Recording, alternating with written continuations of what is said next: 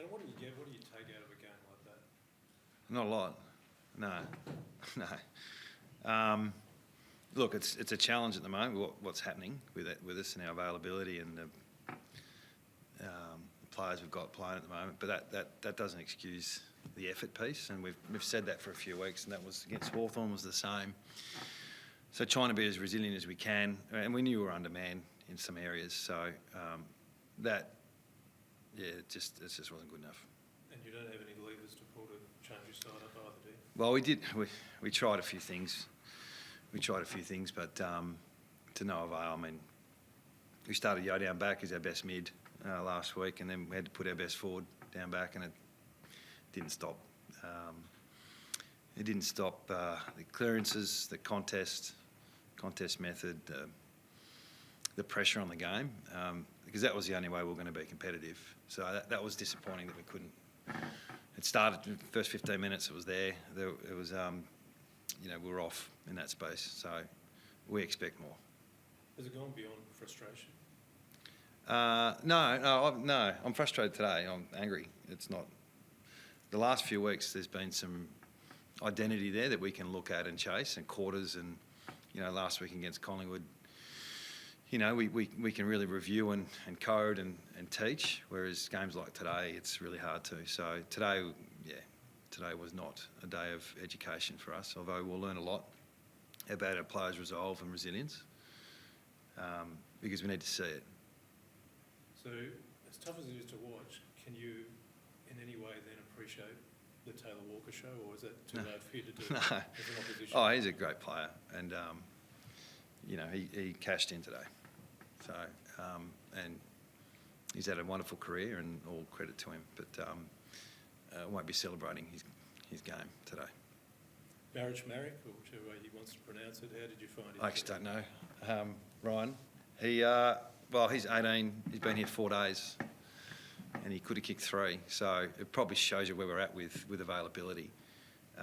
We lost Waterman before the bounce with Gastro, which made it a bit more of a challenge. So, yeah, him coming in, I think there's AFL traits there. So, I mean, some of the small things from today, we had to play Petruccelli down back. He's a really good player.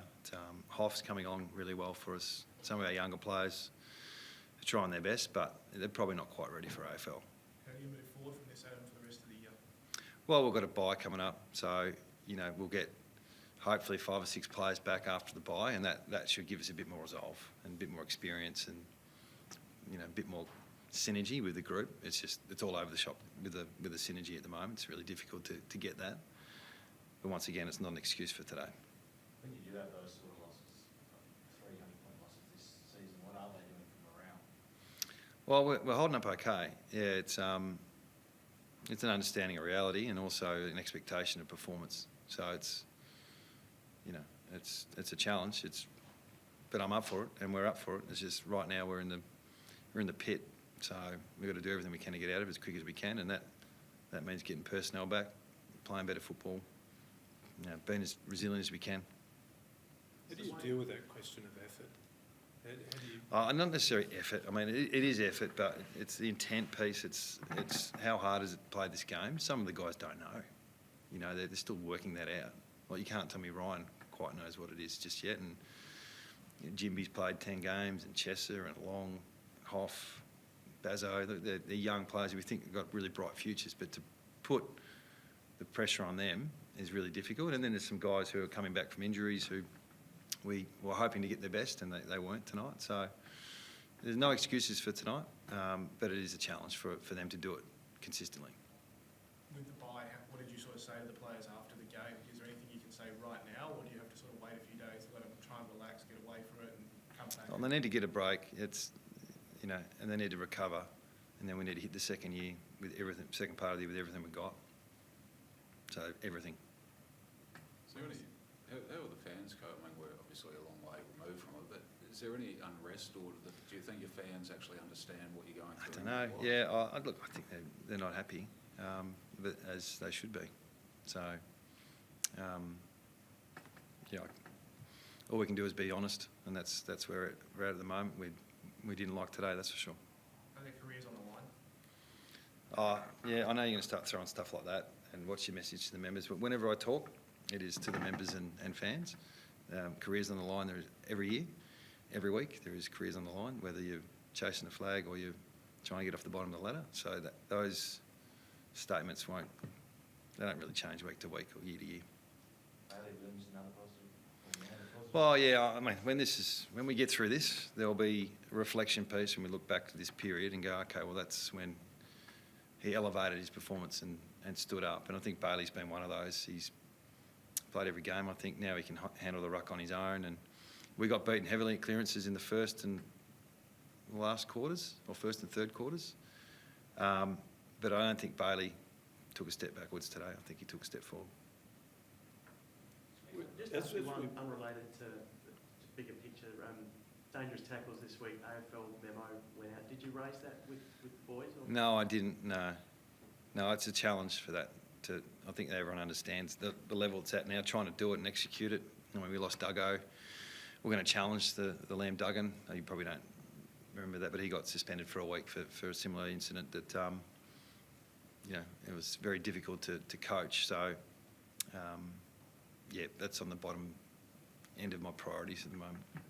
And as Steve said, we're far removed from Perth, but from afar it seemed a little bemusing or questionable why you didn't load up through the mid-season draft. How was the list management debate on that one? Well, we couldn't.